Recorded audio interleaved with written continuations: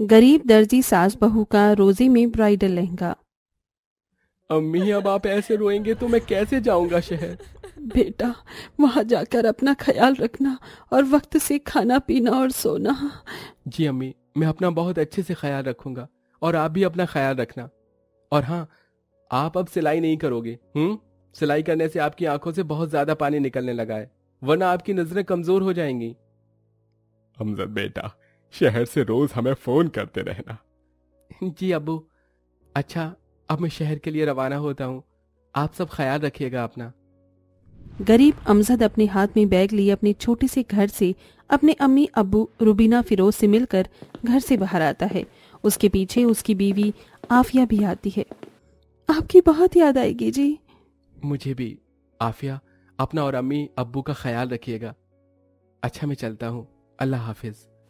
या अल्लाह, मेरे शौहर की हिफाजत करना। आफिया अपने छोटे से किराए के घर के अंदर चली जाती है। आफिया मुजफ्फरपुर गांव में अपने छोटे से एक कमरे के ससुराल में अपनी सास रुबीना, ससुर फिरोज और शौहर अमजद के साथ बड़ी गरीबी में अपनी जिंदगी गुजार रही थी। अमजद पहले गांव में ही छोटी मोटी मजदूरी किया करता था, पर बीते दिनों से अमजद को गांव में काम मिलना काफी कम हो गया था। अब अपने परिवार की गरीबी और मुसीबत परेशानियां देखकर अमजद पास वाले शहर में एक कारखाने में काम करने के लिए चला गया।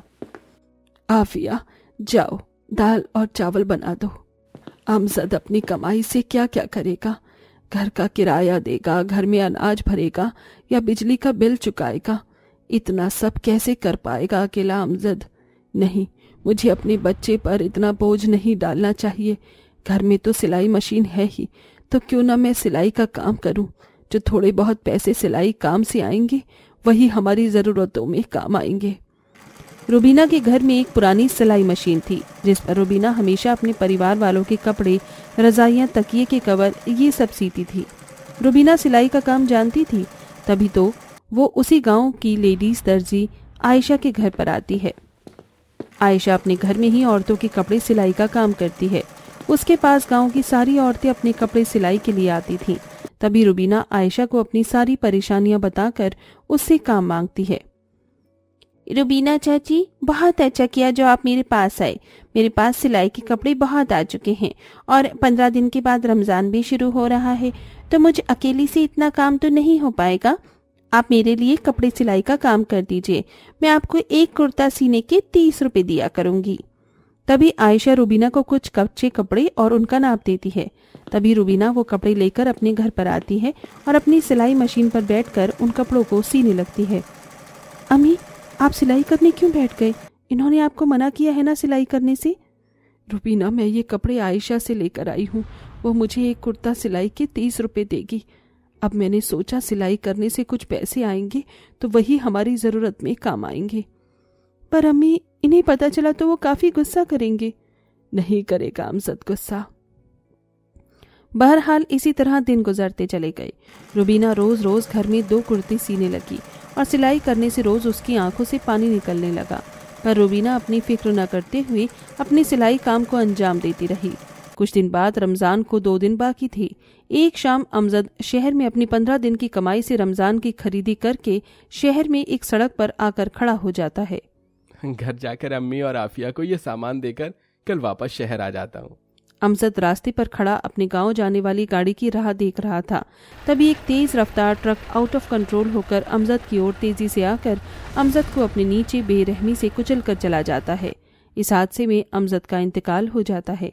जब अमजद के इंतकाल की खबर उसके परिवार को मिलती है तो उन सब का रो रो कर बुरा हाल हो जाता है। रमज़ान का महीना चल रहा था। इतनी परेशानी में भी आफिया और उसके ससुर और सास रोजे रखते हैं। एक शाम आफिया नमाज और तिलावत करके अपनी सास ससुर के साथ इफ्तार करती है। इफ्तार में 3 खजूर और महज 3 बासी रोटियां और थोड़ी दाल ही थी, क्योंकि अमजद तो कोई पैसे नहीं दे पाया था और अमजद के इंतकाल के बाद रुबीना ने भी अपनी सिलाई काम बंद कर दिया था और उनके परिवार की माजी हालत तो पहले से ही काफ़ी खराब थी। जी, अब क्या करेंगे हम? रमज़ान का महीना है और हमारे घर में ना अनाज है ना पैसे हैं। अब हमारी ज़िंदगी कैसे चलेगी जी? रुबीना, मैं बाहर जाकर कोई काम करता हूँ। ऐसे बैठे रहने से कैसे हमारा गुजारा होगा? अब डॉक्टर ने आपको काम करने से सख्त मना किया है। अम्मी, आप और मैं मिलकर घर में सिलाई का काम करते हैं ना, मैं भी तो सिलाई का काम जानती हूँ। तभी रुबीना और आफिया आयशा के घर जाते हैं। रुबीना चाची, मैंने तो एक कारीगर लगा दिया है, अब वही मेरा सारा काम करके दे रही है। माफ करना, अब मेरे पास इतने कपड़े नहीं है कि मैं आपको काम दे सकूं, और आपने बीच में काम बंद रखा था तो मुझे लगा शायद अब आप नहीं कर पाएंगे, इसीलिए मैंने किसी और को काम दे दिया। ये सुनकर दोनों अपने घर चले जाते हैं।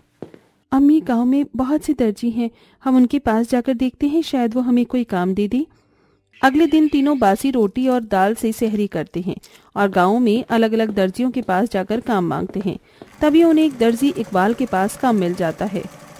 काम तो बहुत सारा है बाजी, पर आपको वक्त रहते सारा काम करके देना होगा मुझे। जी, आप काम की फिक्र ना करें, आपको वक्त से पहले काम मिल जाएगा। दोनों दर्जी इकबाल से कुछ कच्चे कपड़े लेकर घर आते हैं और रुबीना के बताए तरीके से आफिया नाप के मुताबिक कपड़े काटती है और रुबीना मशीन पर बैठकर सिलाई करती है। आंखों से बेतहाशा पानी निकलने के बाद भी रुबीना सिलाई करना बंद नहीं करती। इकबाल दर्जी रुबीना आफिया को एक कुर्ता सिलाई के 20 रुपए देने वाला था। इस तरह शाम तक रुबीना 2 कुर्ते सीकर तैयार कर देती है, पर अब उसकी आंखों से काफी पानी निकलने लगा था। अम्मी, आपकी आंखों से तो काफी पानी निकल रहा है, आप ये सिलाई काम रहने दीजिए, सिलाई मैं कर लेती हूँ, आप कपड़े कटाई कीजिए। तभी तीनों इफ्तार करते हैं और नमाज अदा करने के बाद आफिया कपड़े सिलाई करने बैठ जाती है। इसी तरह कई दिनों तक चलता रहा। अब रुबीना और आफिया रोजे की हालत में सारा दिन कपड़े सिलाई करने लगे और साथ साथ इबादत और तिलावत भी करने लगे। अब रोज रोज 3 कुर्ते सिलाई करने पर इकबाल दोनों को 60 रुपए देने लगा। अब इतने कम पैसों में आफिया और उसके सास ससुर काफी परेशानी में अपना गुजारा कर रहे थे। एक शाम तीनों इफ्तार करने बैठे थे। खाने में चंद रोटी, खजूर और टमाटर की चटनी थी। आफिया, इतनी मेहनत करने के बाद भी हमें अच्छे पैसे नहीं मिल रहे, इतना काम करके भी हमारी गरीबी और परेशानी कम नहीं हो रही।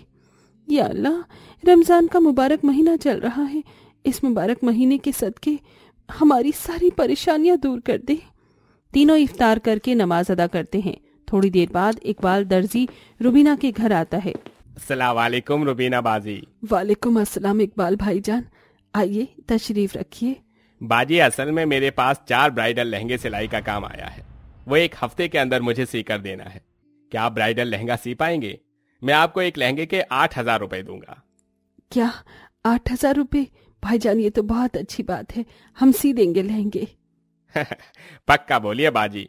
वो क्या है ना, ये ऑर्डर के लहंगे हैं, इसमें जरा सी भी गलती नहीं होनी चाहिए। ब्राइडल लहंगे सीना तो बहुत मुश्किल का काम है। आप बिल्कुल फिक्र मत कीजिए, हम आपको शिकायत का कोई मौका नहीं देंगे। अम्मी, हम ब्राइडल लहंगा कैसे सी पाएंगे? हमने तो पहले कभी ब्राइडल लहंगा नहीं सिए। अगर हमसे कुछ गलती हो गई तो? गलती क्यों होगी आफिया, घर आए रिजक को ऐसे ना कहना अच्छा नहीं होता। हम कहीं ना कहीं से देखकर सी लेंगे लहंगा। रुबीना ने आज से पहले कभी ब्राइडल लहंगा नहीं सिया था। अगले दिन दोनों सहरी करके रोजा रखते हैं। तभी इकबाल उन्हें ब्राइडल लहंगा सीने के लिए कीमती वाला कपड़ा ला कर दे देता है। अम्मी, एक तरीका है ब्राइडल लहंगा सीने का, इंटरनेट पर हर चीज बड़े अच्छे से सिखाई जाती है। हम इंटरनेट की मदद से ब्राइडल लहंगा सीने का तरीका देखकर ब्राइडल लहंगा सी सकते हैं। पर हम इंटरनेट कहाँ से लाएंगे, हमारे पास तो मोबाइल ही नहीं है। आसपास पता करते हैं। तभी दोनों मोबाइल की खोज में निकल पड़ते हैं। तभी वो आयशा के घर जाते हैं। रुबीना चाची, मेरे पास अपना एक ब्राइडल लहंगा है, आप उसे अपने साथ ले जाइए और उसे देखकर ब्राइडल लहंगा सी दीजिए। दोनों आयशा का खूबसूरत सा ब्राइडल लहंगा लेकर अपने घर आते हैं और बड़ी बारीकी से उस लहंगे का एक एक हिस्सा देखकर कपड़े की वैसे ही कटिंग करते हैं। अब कटिंग करने में ही शाम हो जाती है। आफिया, आधी कटिंग तो हो गई, अब बाकी कटिंग हम इफ्तार और तिलावत के बाद करेंगे। रुबीना जैसे ही उठती है तो उसके हाथ में कैंची थी। तभी उस कैंची से उस कीमती लहंगे का कपड़ा बहुत बड़ा फट जाता है। या अल्लाह, ये क्या हो गया? अम्मी, ये कपड़ा तो काफी फट गया। ये क्या हो गया मुझसे, अब क्या करें आफिया? अम्मी, ये कपड़ा तो काफी कीमती है, अब कहाँ से लाएंगे हम ऐसा सेम कपड़ा? दोनों परेशान होने लगते हैं। अम्मी, मैं अपने कपड़ों में देखती हूँ, शायद ऐसा कोई कपड़ा मिल जाए। दोनों अपने सारे कपड़े देखते हैं, पर उन कपड़ों में वैसे रंग का कपड़ा था ही नहीं। दोनों बेहद परेशान होने लगते हैं। अगले दिन रुबीना, तुम दुकान से खरीद कर लाओ ऐसा कपड़ा। जी ये कपड़ा काफी कीमती है और हमारे पास इतने पैसे नहीं हैं। या अल्लाह, ये कैसी परेशानी में आ गए हम। तभी आफिया को अपने पहने कुर्ते पर नगीने टिकलियां दिखाई देते हैं। अम्मी, हम इस फटे हुए कपड़े पर ऐसी टिकलियां और नगीनों से कारीगरी कर लेते हैं ना, इससे दुगना फायदा होगा। फटा हुआ कपड़ा भी छुप जाएगा और साथ में नगीनों से कपड़ा खूबसूरत भी दिखेगा। रुबीना को आफिया की तरकीब पसंद आती है, जिसके बाद दोनों मिलकर रोजे की हालत में करीब 1 हफ्ते तक आयशा के लहंगे को देख देख कर उस ब्राइडल लहंगे को सीने लगते हैं और आखिरकार वो एक खूबसूरत ब्राइडल लहंगा सी ही लेते हैं। माशाल्लाह माशाल्लाह, बाजी आपने बहुत ही बेहतरीन और खूबसूरत खुशनुमा ब्राइडल लहंगा सिया है। ग्राहक ये लहंगा देखकर बड़े खुश हो जाएंगे। अब से मैं हर लहंगे का ऑर्डर आपको ही दूंगा। इकबाल की बात सुनकर तीनों बहुत खुश हो जाते हैं।